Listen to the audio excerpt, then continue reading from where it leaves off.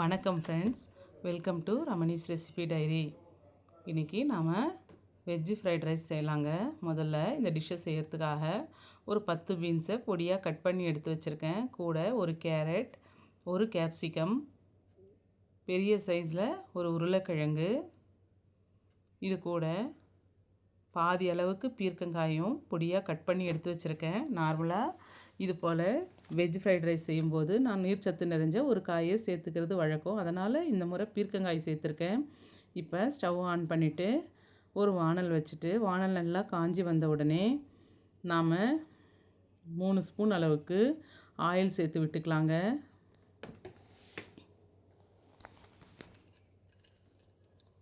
Oil நல்லா காஞ்சி வரணும்.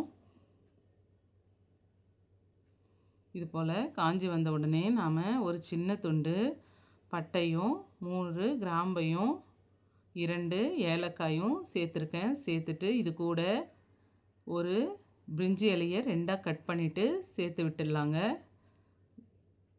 இது நல்லா காஞ்சி வரணும் எண்ணெயில். இது போல் காஞ்சி வந்த உடனே 2 பச்சை மிளகாயை பொடியாக கட் பண்ணி எடுத்திருக்கேன். அதை சேர்த்துட்டு இது கூடவே 10 பல்லு பூண்டையும் சின்ன சின்னதாக கட் பண்ணி சேர்த்துருக்கேன். பூண்டு கொஞ்சம் கலர் மாறுற அளவுக்கு வதக்கி விட்டுக்கலாங்க. எல்லாம் வதங்கி வந்த உடனே ஒரு பெரிய சைஸ் வெங்காயத்தை பொடியாக கட் பண்ணி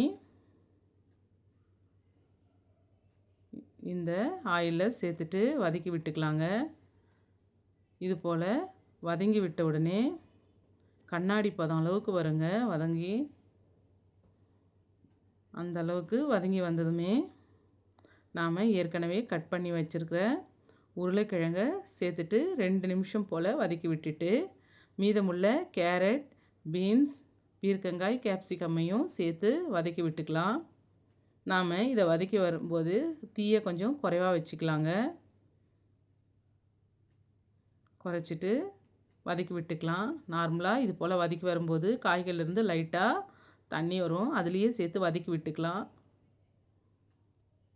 ஏன்னா நார்மலாக வெஜ் ஃப்ரைட் ரைஸ் செய்யும்போது ஆயிலே நல்லா ஃப்ரை பண்ணி எடுக்கணுங்க. நான் இங்கே ஆயில் குறைச்சி சேர்த்துருக்கிறதுனால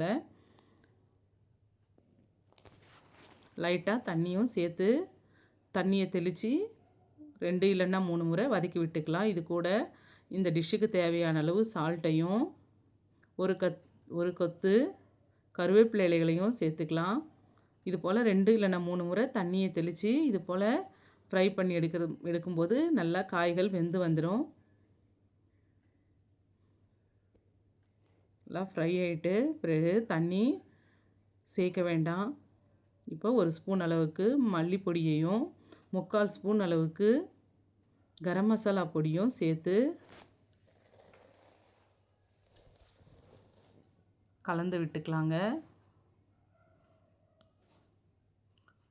இந்த டிஷ்ஷு செய்யும்போது அதிகமாக தண்ணி வேண்டாம். 2 இல்லைன்னா 3 முறை தண்ணி தெளித்து ஃப்ரை பண்ணி எடுத்துக்கலாங்க.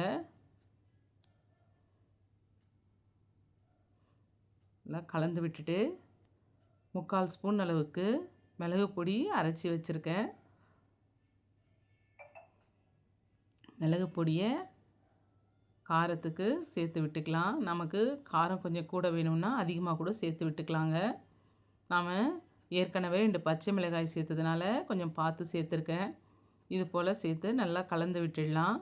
கூட மல்லி இலைகளையும் சேர்த்துக்கலாங்க. சேர்த்துட்டு ஸ்டவ் ஆஃப் பண்ணிக்கலாங்க. ஒரு 10 நிமிஷம் போல் காய்களை ஆற விட்டுடலாம். இப்போ ஏற்கனவே குக் பண்ணி வச்சுருக்கிற சாதத்தை சேர்த்துடலாம். சேர்த்துட்டு நல்லா பிரட்டி விட்டுடலாங்க.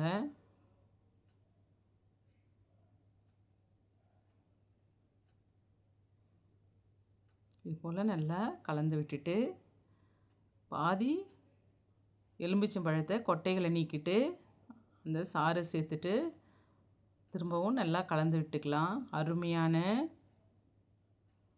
Veg fried rice ரெடிங்க. நீங்கள் வீட்டில் ட்ரை பண்ணி பாருங்கள். ஆயிலும் அதிகமாக சேர்க்காம செய்திருக்கேன். இந்த டிஷ் உங்களுக்கு பிடிச்சிருக்குன்னு நினைக்கிறேங்க. பிடிச்சிருந்தா இந்த சேனலை லைக் பண்ணுங்கள், ஷேர் பண்ணுங்கள், சப்ஸ்கிரைப் பண்ணுங்கள் ஃப்ரெண்ட்ஸ்.